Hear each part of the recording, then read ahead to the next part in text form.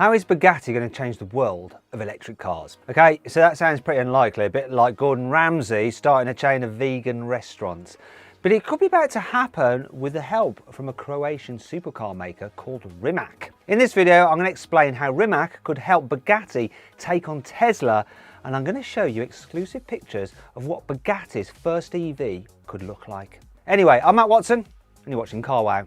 Buying a new car? Then head to Car Wow and my team will help you find your next car at a fair price. Car Wow, your one-stop car buying comparison site. You might not have heard of Rimac, but it's one of the most important players in the EV business. Oh, actually you might have heard of them because Richard Hammond famously crashed one of their cars. Anyhow, the company was started by a chap called Mate Rimac, who converted his classic BMW E30 into a record-breaking 600 horsepower electric car. Then he went on to make his own car in 2011, completely from scratch. I mean, this guy is a genius. It was called the Rimac Concept 1, and it was totally unique. It was an electric supercar. It had 4 motors and made more than 1,240 horsepower. This meant it could do 0 to 60 miles an hour in just 2.6 seconds. But this car wasn't perfect. It only had a range of 201 miles, which isn't that much really. But you forgive all of that if the Concept 1 cost as much as, say, a Porsche 911, you know, around £100,000. Well, it was actually going to cost more like £700,000. That could buy you 2 Lamborghini Aventadors, and given the choice between an Italian supercar and an electric car that costs twice as much, how many people are going to pick the EV? But someone saw a whole lot of potential in Rimac, and by someone I mean Porsche, and they bought 10% of the company's stock back in 2018. And this cash injection has helped Rimac become a supplier for some really big names. So far, Rimac has developed batteries for the Koenigsegg Regera, a hybrid system for the Aston Martin Valkyrie, and it even gave Jaguar a hand building an all-electric E-Type. But what has all this got to do with Bugatti? Well, it all goes back to Volkswagen and has ties to the Dieselgate scandal. Now, you remember Dieselgate, right? It was when some cars made by the Volkswagen Group were found to have secret driving modes that enabled them to cheat during emissions tests. This little trick cost Volkswagen more than £25 billion because it had to pay some massive fines. Since then, the Volkswagen Group has cleaned up its image, and it's now launching as many electric cars as it can. In the last couple of years, the Volkswagen Group has brought out the ID3 and the ID4, Skoda has launched the Enyaq, and Audi has revealed the e-tron, the Q4 e-tron and the e-tron GT. Even Porsche, which is also part of the same VW group, has launched 2 new electric cars, the Taycan and the Taycan Cross Turismo. And it's getting ready to reveal an electric Macan as well. Okay, so Lamborghini, which is also part of the Volkswagen Group, hasn't made an electric car yet, but it has launched the Cyan, which is a hybrid, and it's going to build a new EV before 2030. So at least Lamborghini is making an effort. But do you know who hasn't built an electrified car yet? Bugatti, which is also part of the Volkswagen Group. It's been far too busy hiding away at the back of the classroom building 300 miles an hour hypercars. And this doesn't look great, does it? Because owning a hypercar company whose big party piece is a 8-litre quad turbo isn't going to get you into the good books of the emission regulators now, is it? In fact, because of this, Volkswagen was actually thinking of selling Bugatti last year, but it wasn't going to offload the brand to some oil baron or some Saudi prince. Apparently, it was in talks to sell Bugatti to Rimac. Yeah, the same Rimac that builds parts for Bugatti's arch enemy, Koenigsegg. But Volkswagen never actually signed on the dotted line. Instead, Porsche handed over around £60 million to buy more shares in Rimac. Now it owns 24% of the company. But despite all of this, there's still the possibility that Bugatti and Rimac will work together on future projects. This would do wonders for Volkswagen's image, and it could mean that expensive Rimac tech could find its way into other VW Group cars in the future. But what sort of car would Rimac and Bugatti build together? Well, ever since it made the EB110 back in the 90s, Bugatti has always been focused on top speed records, and the new Chiron Supersport 300 Plus is the fastest production car ever made. It'll do more than 304 miles an hour.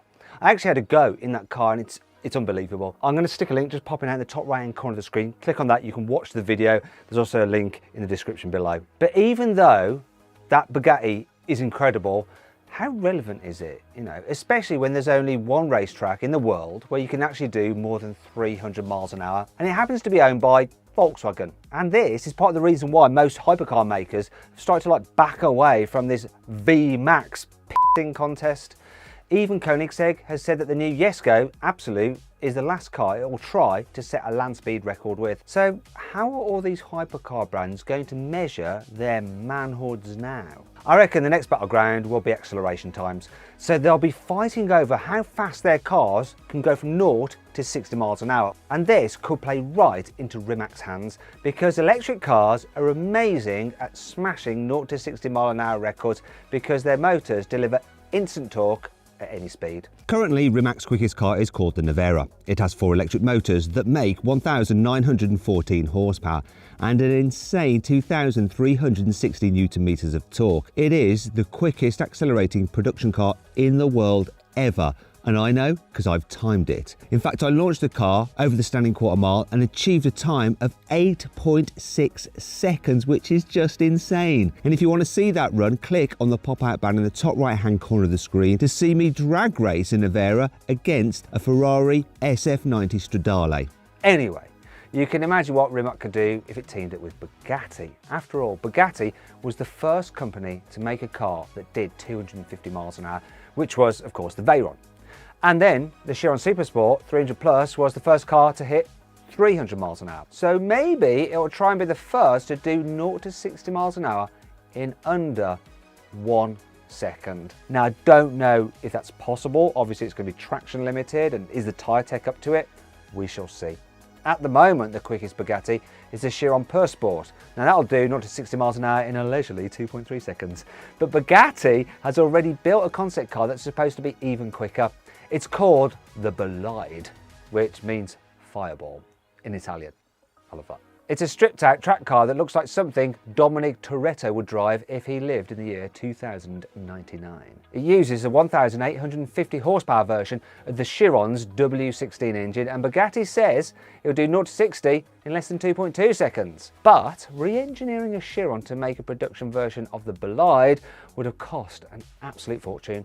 And that's a fortune by Bugatti standards. But maybe Bugatti could save itself a lot of hassle by ditching the old W16 and fitting 4 of Rimac's electric motors instead. So with all the battery technology and stuff like that, it might be a bit heavier, but with the 4 motors cranking out more than 2,000 horsepower, it could be even quicker. And because it wouldn't need all sorts of vents to cool a huge engine, an electric Bugatti could be even more aerodynamic.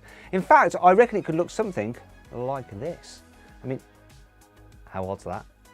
Or Bugatti could go chasing lap records instead and give its car loads of downforce, which is easier to do if you don't have to find room for a huge engine. Bugatti said that the regular Bolide will be able to lap the Nürburgring in 5 minutes and 23 seconds. That's 80 seconds quicker than a Lamborghini Aventador SVJ, which is just nuts. But what do you think? Do you reckon Bugatti and Rimac have what it takes to make the world's quickest electric car? Or should Bugatti just stick to building massive 16-cylinder monsters? Let me know in the comments below. I hope you'll enjoy the video. If you did, please give it a like. If you click on those windows there, you can watch some more videos, and if you click on that box there, you can check out the CarWow Drag Race Leaderboard, where you can compare all the times over the quarter mile for every single car we've had in a drag race video. Thanks for watching.